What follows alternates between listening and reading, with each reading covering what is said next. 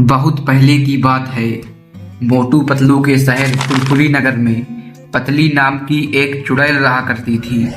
वह खाने में खाना नहीं, इंसानों को खाया करती थी।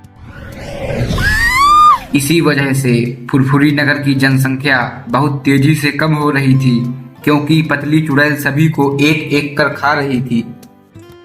इस बात को लेकर मोटू पतलू और सभी फुरफुरी नगर वासी बहुत परेशान रहा करते थे। चुड़ैल को फुरफुरी नगर से कैसे भगाया जाए?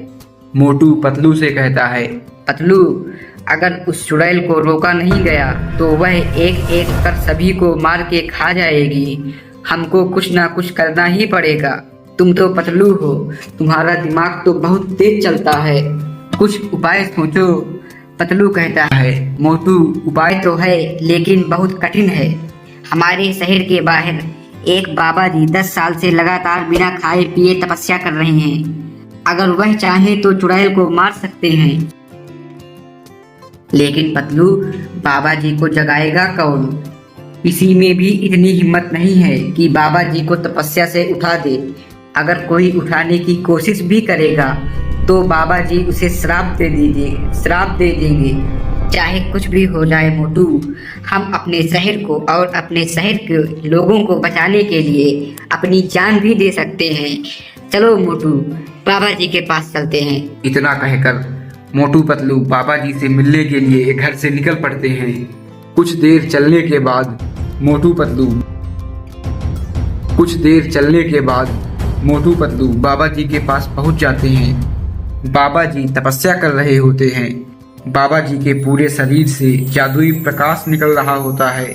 मोटू पतलू खड़े होकर सोचने लगते हैं, बाबा जी को तपस्या से उठाया जाए या ना उठाया जाए, क्योंकि बाबा जी मोटू पतलू को गुस्सा होकर श्राप भी दे सकते हैं।